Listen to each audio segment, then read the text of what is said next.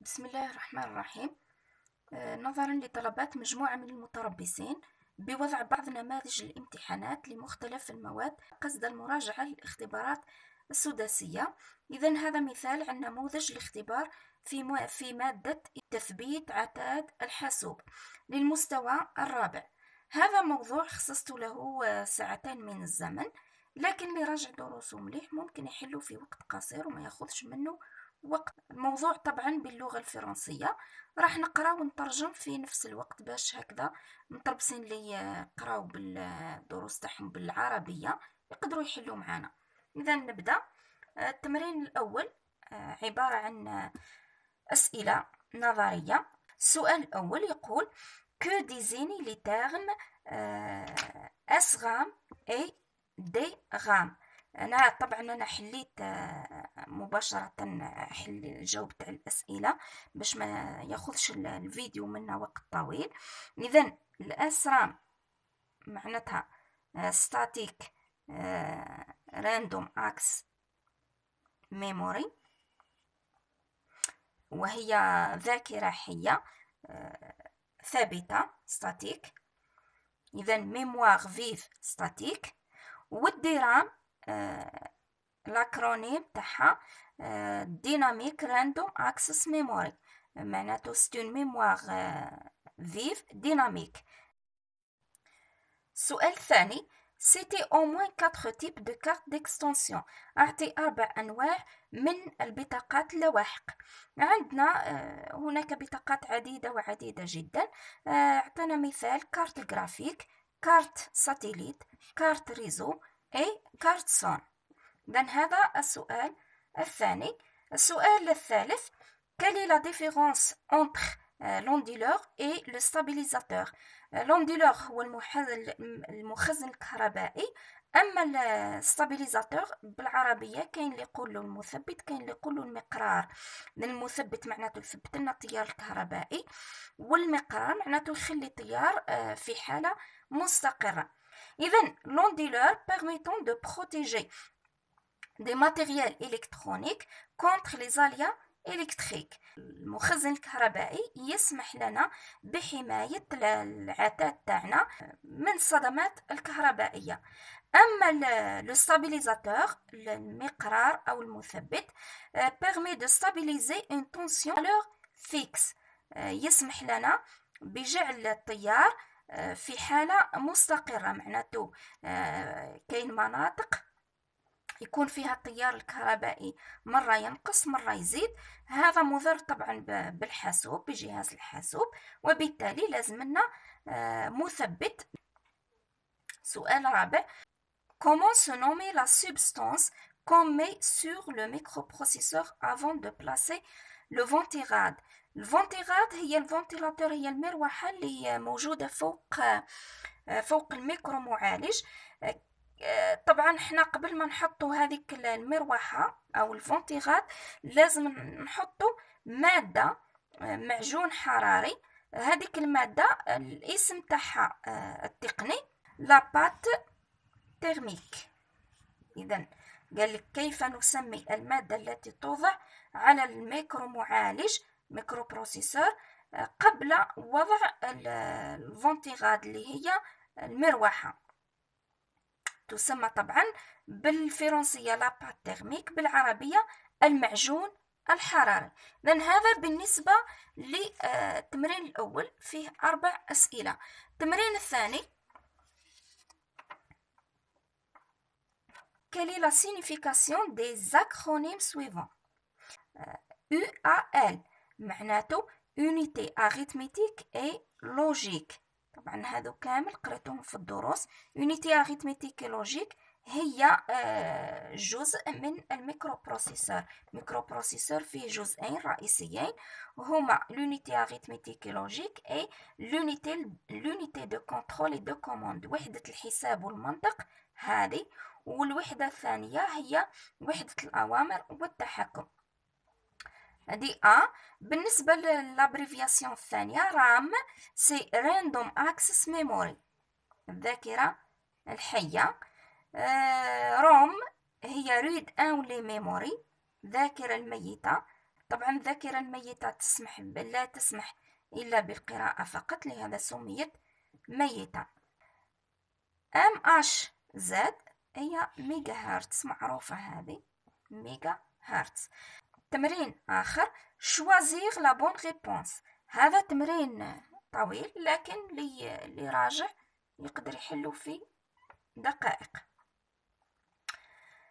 رقم 1. Dans le boîtier d'un PC, la RAM, la ROM, la carte écran sont placées sur إما ديسك دور، إما على الديسكات، إما على لا كارت مير. قالك هنا راح نخيروا مجموعة من الإجابات، نخيروا الإجابة الصحيحة. قالك في لو بواتي هي العلبة تاع الوحدة المركزية. لا رام الذاكرة الحية، ولا روم الذاكرة الميتة، ولا كارت إكران اللي هي لا كارت جرافيك سون بلاسي سور، تكون موضوعة على إما ديسك دور ولا الديسكات ولا لا كارت مير. طبعا إجابة موضوعة كامل على لا كارت مير. رقم 2. Une carte graphique possède son propre microprocesseur et sa propre mémoire RAM. بطاقة الصورة عندها ميكرو بروسيسور وحدها ولا رام تاعها وحدها. لا سي فو طبعا.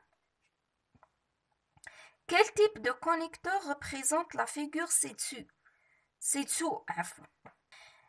هذه الصورة هذه إما عبارة عن كونيكتور فاير واير أو USB أو فيجيا. هذه طبعا تاع بطاقة الصورة فيجيا. نواصلوا.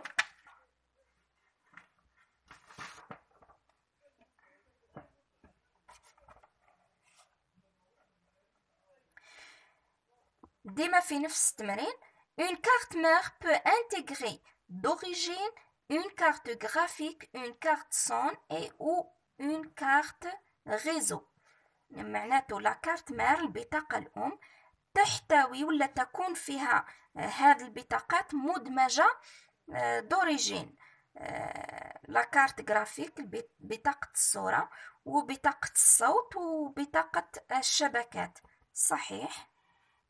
Il existe deux types de connexion pour brancher un disque dur interne dans un ordinateur, l'IDE et le SATA ولا HDMI أو الفيجيا. احنا نعرفو باش ننصاليو القرص الصلب اللي هو الديسك دور في لا كارت مير، إما عندنا كونيكتور IDE أو عندنا كونيكتور SATA.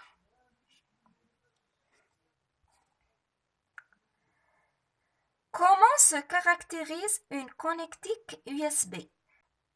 l'USB, est-ce que la forme تاعها forme carrée ou rectangulaire sans broche, ou bien forme carrée ou rectangulaire avec broche, ou bien forme ronde sans broche.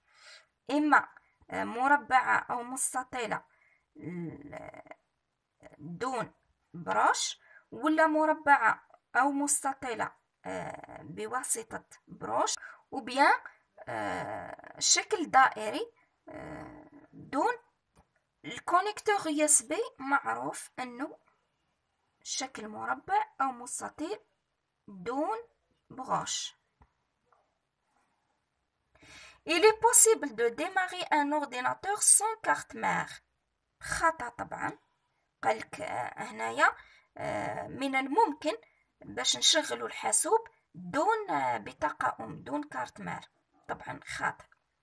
La pile se présente sur la carte mère sert à هذيك البيلة، هذيك البطارية اللي موجودة فوق لا كارت مير. الوظيفة تاعها إما retenir l'heure uniquement، تهتم بالوقت فقط، retenir l'heure et alimenter le BIOS، تهتم بالوقت مع تشغيل البيوس، إما à alimenter les petites ampoules sur la façade de l'ordinateur، أو تهتم بتشغيل الضوء اللي موجود على واجهة الحاسوب. طبعا تهتم بتشغيل البيوس والوقت. الإجابة الثانية. À quel élément central de l'ordinateur tous les autres composants sont-ils branchés؟ العناصر تاع الحاسوب على أي وحدة يكونوا بأي وحدة يكونوا متصلين. إذن لا كارت مير أو بيان لو ميكرو بروسيسور ديسك دور، البطاقة الأم طبعا. آخر تمرين عندنا هنايا هيكل أو شيما لاكارت مير. لاكارت مير هذه فيها أرقام من 1 إلى غاية 8. قال لك quels sont les composants installés sur la carte mère suivante. نذكروا الرقم 6. هذا الرقم 6 هنايا معناته واش راح نبلاصيو لهنا في هذا الاماكن هذو، راح نبلاصيو وحده من لي كارت ديكستنسيون، اما كارت ريزو او كارت ساتيليت او كارت سون، هذه الاماكن تاعهم. اذا رقم 6 نحطو فيها وحده من لي كارت ديكستنسيون، كارت ديكستنسيون. رقم 7 هذه ساعات نلقاوها باللون البني، ساعات لون اخضر، اما لون احمر كيما هنايا. هذه مخصصه، المكان هذا مخصص لكارت جرافيك، بطاقه الصوره. رقم 5 هذه لو فونتيغاد. واش نحطو تحت الفونتيغاد؟ راح نحطو لو سي بي يو بيان لو ميكرو بروسيسور، الميكرو معالج. رقم 4 هنا، في رقم 4 هذا سي ان كونيكتور اي راح نحطو فيه ديسك دور اي. اما رقم 1 فهو مكان مخصص للرام طبعا. تابعوني في الفيديوهات المقبلة لعرض المزيد من نماذج الامتحانات، والسلام عليكم.